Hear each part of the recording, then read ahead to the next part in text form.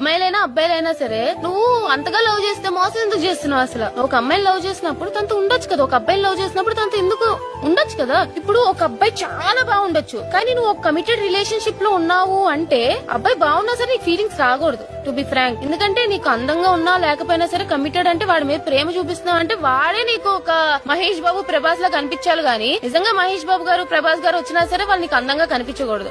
ఇప్పుడు ఎట్లా అయిపోయింది అంటే ఎవరు కూడా ఈవెన్ మీ కూడా అడ్జస్ట్మెంట్స్ కి రెడీ అవ్వలేకపోతున్నారు. అందరూ కూడా లైక్ నువ్వెంత అంటే నువ్వెంత, నువ్వు ఇట్లా తగ్గవు నేను ఇట్లా తగ్గను.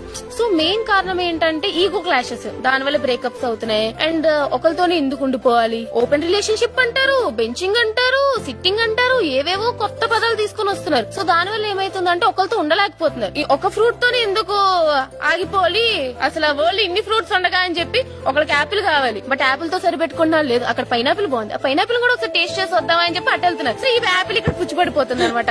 ఆ పైనాపిల్ దగ్గర ఉంటాడా ఉండడు, మ్యాంగో కావాలి.